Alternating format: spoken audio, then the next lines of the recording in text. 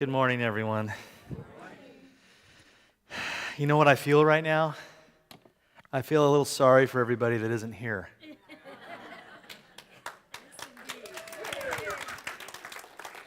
But I'm not going to let that distract me. But honestly, Andy, that was the greatest rendition of Imagine I've ever heard in my life. So take that, John Lennon, and you guys, wherever they all are, wherever musicians go when they're not playing. Thank you all, each and every one of you. That's fantastic, really. I'm going to buy that CD whenever it comes out. Thank you for that lovely introduction, Reverend Patty Paris. You are a very special leader and teacher. I know that some of you know I speak a lot at different New Thought centers, Unity churches, centers for spiritual living. This is the only one where when I come in to speak, the senior minister stays. And I don't know what that means, but it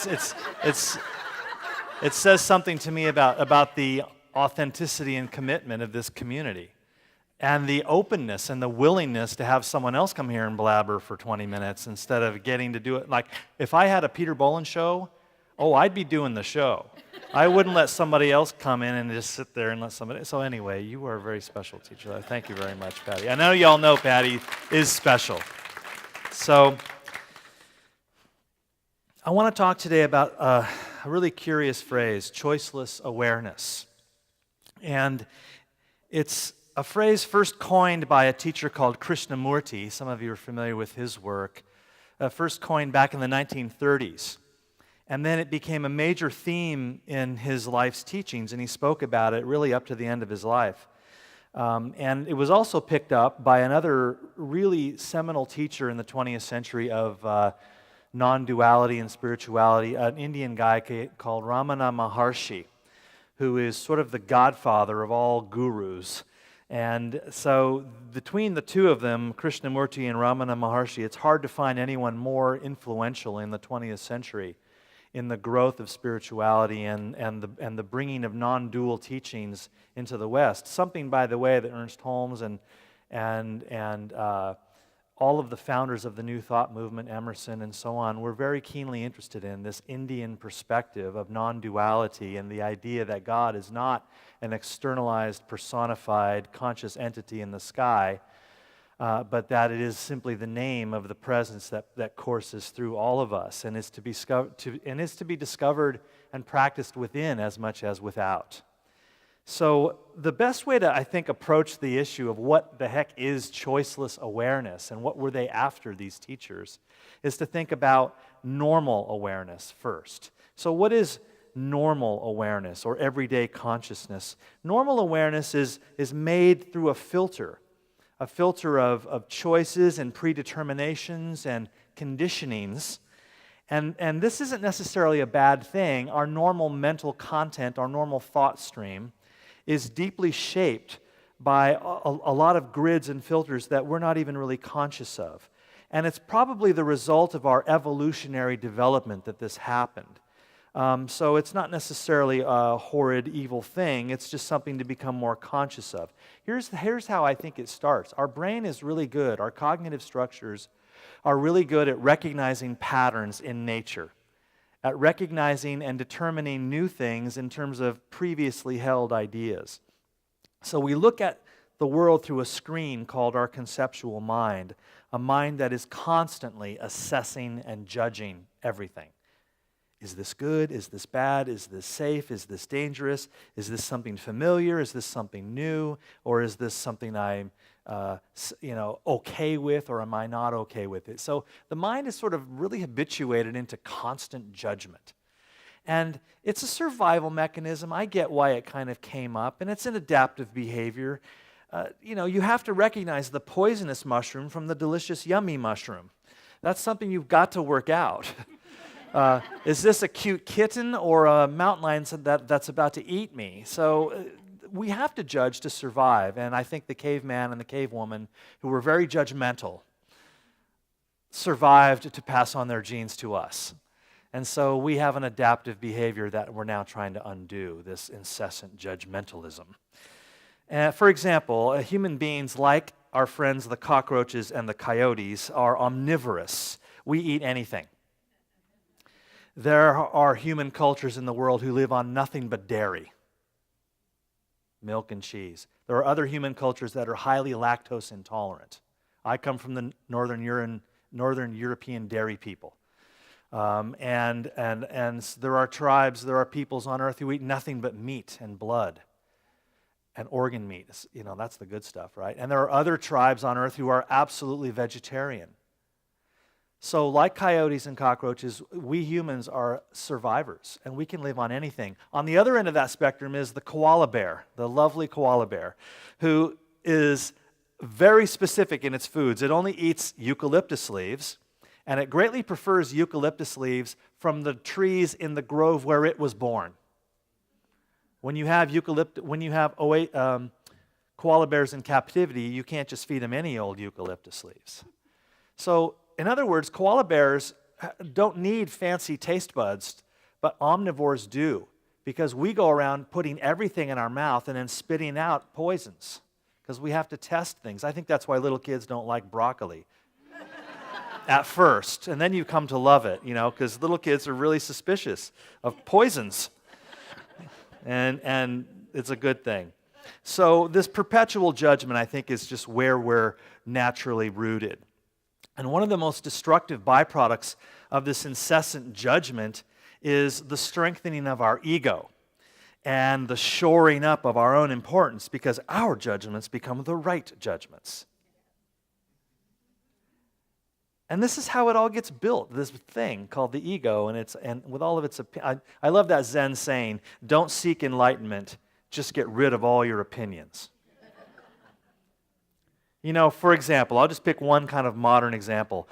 There is this cultural, meme of denigrating people who are looking at or using their technological devices. We like to kind of condescendingly look at people who are staring at their tablets and phones and think, oh, that's just one of those stupid Facebook addicted, Twitter reading, silly, Angry Bird, candy crushing losers.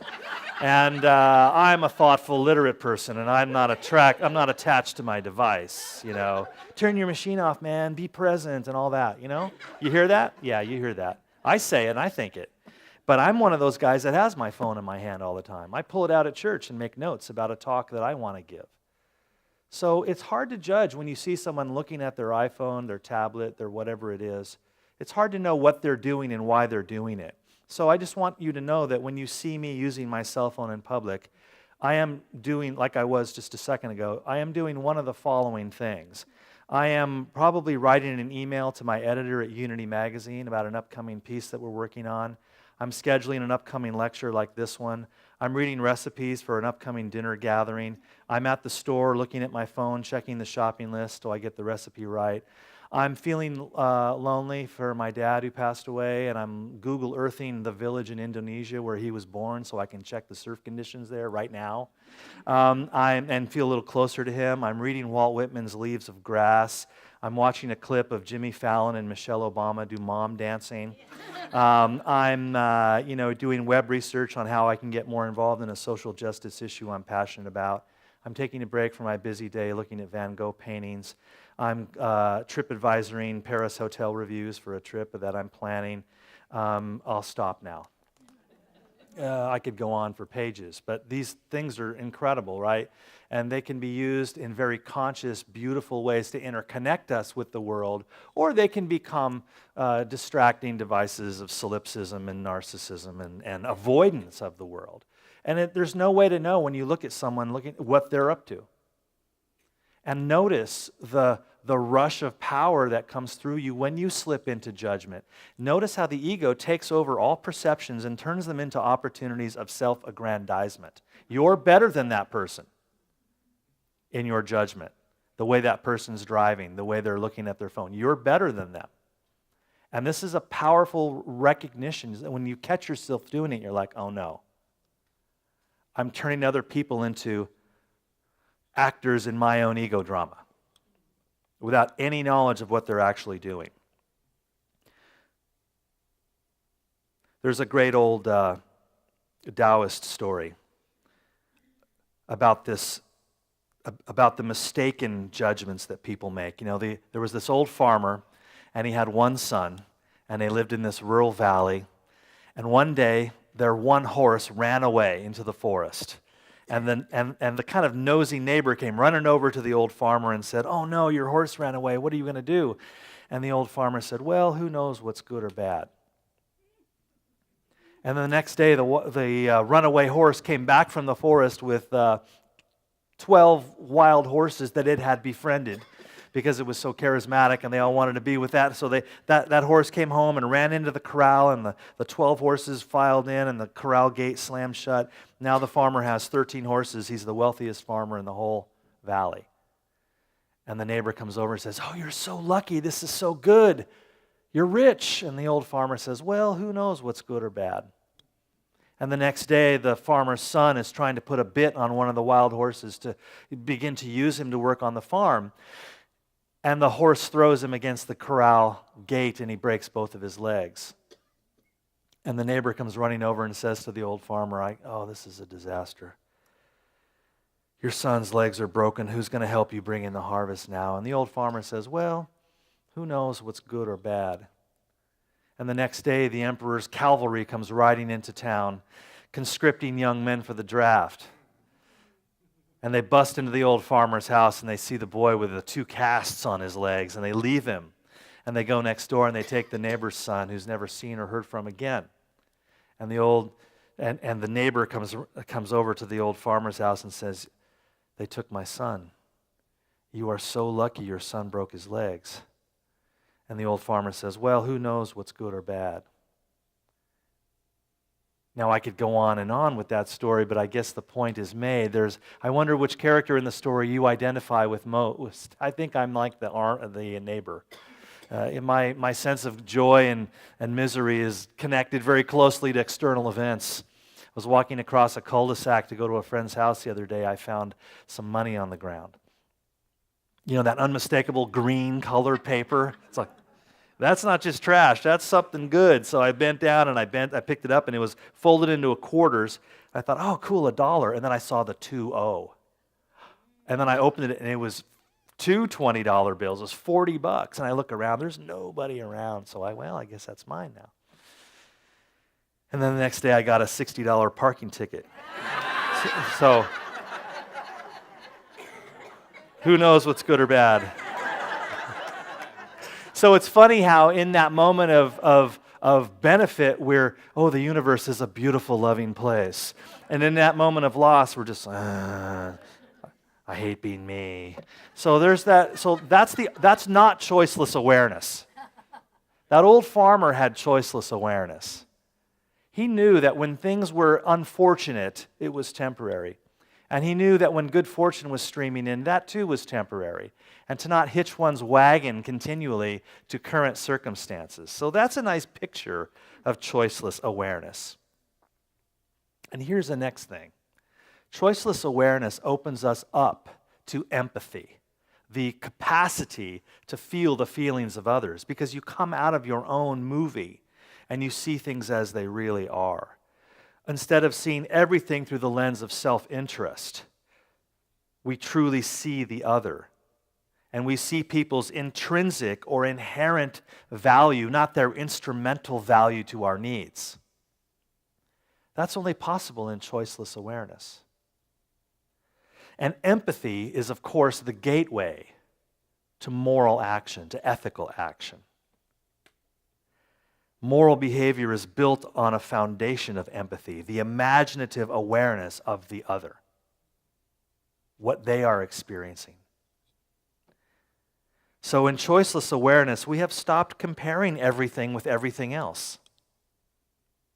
So we're no longer disappointed. We simply accept things as they are, and we move out of disappointment and into appreciation. And when gratitude and appreciation arise, compassion arises. So I'm trying to link together choiceless awareness with empathy, ethical behavior, and compassion, and then finally, joy. It's a nice long choo-choo train. And they're all kind of linked together. And if you want any of those, you've got to start building all of those. You can't have joy if you're lost in self-serving judgment. And you can't have compassion for yourself or others if you're lost in constant assessment and comparison. Choiceless awareness is the gate that leads to all of these interconnected spheres of experience. Now, I want to connect all this to our spiritual path, our spiritual work, our religious practices, and think about it in terms of the difference between seeing and seeking. That little K makes a lot of difference, seeing versus seeking. The great Sufi mystic, al-Bastami, left us with this very vexing and wonderful spiritual riddle. It's one of my favorite lines in all of Islam. He said, God can never be found by seeking, yet only seekers find him. I read that in college and I went, I'm going to drop out because I don't understand. This is I'm not smart enough for this. I mean, math was bad enough, but philosophy's not working either. God can never be found by seeking, yet only seekers find him. So clearly something's slippery and moving in that. I had to figure it out.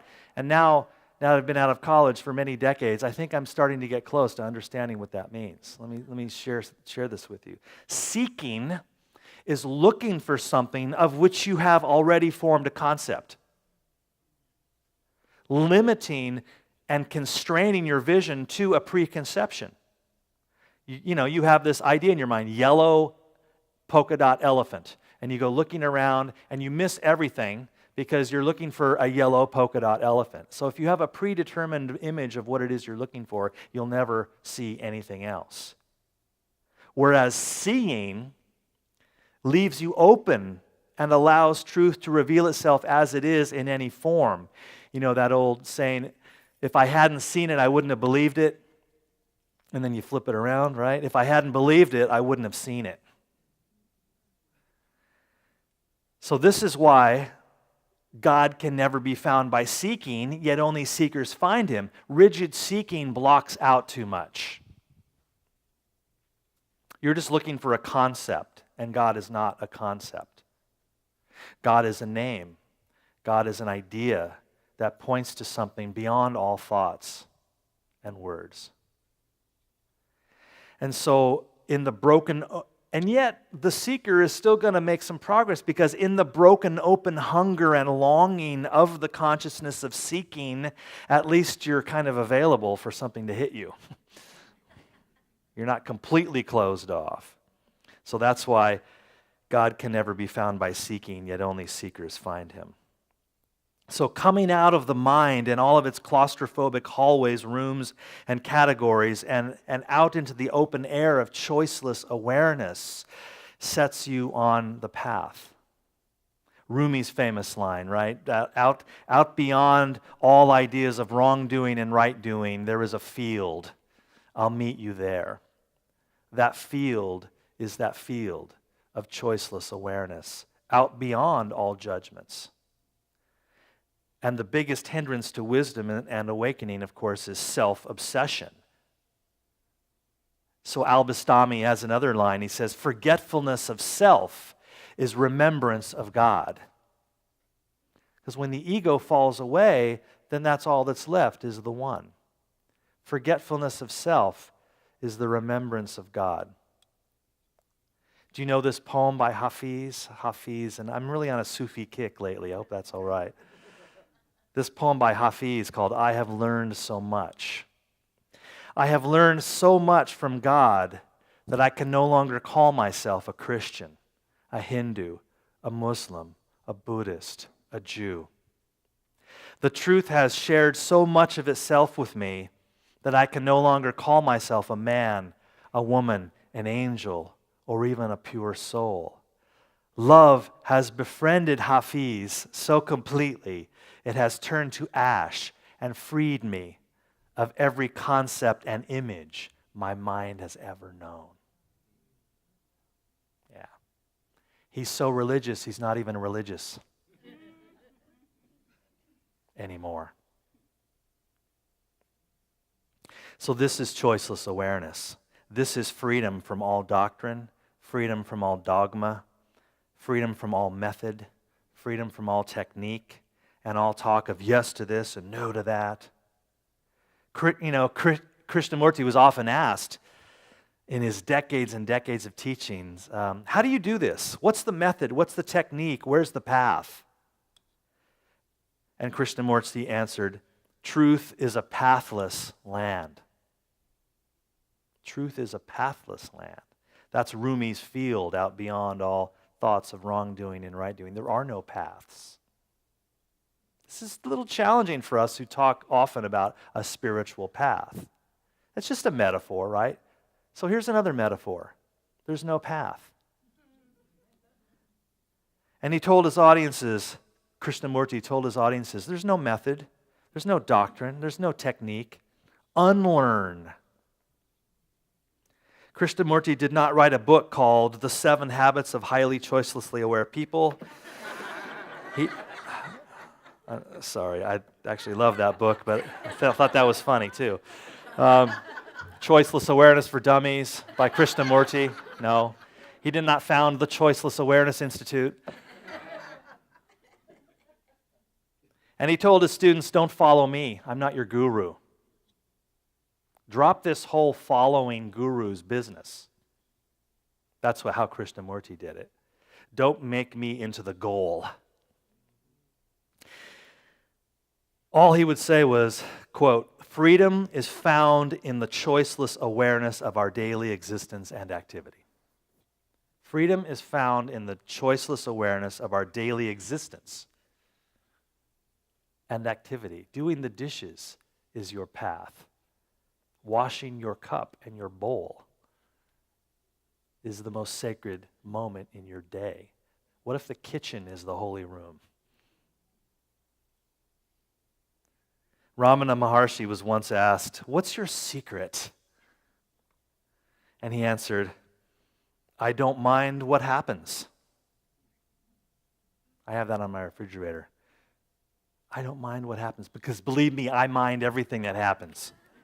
Oh, I got an opinion about this and that and this and that. I drop an egg on the floor. I have an opinion about that. So being choicelessly aware is to be in that state of, whatever happens, yes. Okay, this is happening. Let's go from here. There's a Zen teaching that goes kind of like that. Suffering is the statement, this isn't it. And awakening is the statement, what is this? Do you feel the difference? This isn't it. I don't like this traffic. I don't like what you just said. Can you believe what she's wearing? Oh my God, my hair today. I took care of that. And awakening is, oh, what's this? Oh, I'm stuck in traffic. That means I get to hear the whole Ninth Symphony that's playing on the radio. Or the whole B-side of Dark Side of the Moon, or whatever it is that you're listening to. So for Krishnamurti, any attempt to conform with a doctrine or comply with a method is counterproductive to the process of moving into choiceless awareness. Just do it. Don't worry about how you're doing it. And Krishnamurti thought that once you become a disciple of a method or a technique, then immediately there's all this judgment. Oh, I'm doing it wrong. Or, oh, I'm doing it right and you're doing it wrong. All that. In other words, you're slammed right back into the world of judgments and preconceptions. So what if we let it be easy? That wonderful line of Jesus, one of the most befuddling lines of the New Testament. My yoke is easy and my burden is light. And especially when compared to the complexity of the laws of the Torah and the intricacies of temple ritual life that his audience knew very well. So isn't it exhausting, all of this perpetual judging and comparing, all of this thinking? Don't you feel a little bit like a pack horse sometimes carrying all this stuff around? And there's that other wonderful Zen saying, how refreshing, the whinny of a pack horse unburdened of everything. So just take 2 words away with you this morning. Well, 3. One of them's lust. I love that. I'm taking that word with me. I defy you to name one more church in all of San Diego County today that's praising the energy of lust. Maybe the Church of Satan down the road or something. I think they're in Lemon Grove. I don't know. I love this place. So, besides lust, take these two words with you. Choiceless awareness. No method. I don't have a practice for you. I don't have a list. Just choiceless awareness. Begin to practice it and don't worry about whether you're doing it right. Be your own guru and be a merciful, lighthearted guru who laughs a lot. And see if you can begin practicing the high art of not minding what happens. I just want to hear Andy again, so I'm going to sit down. Yeah. Namaste. Thank you. Thank you very much. Hey, guys.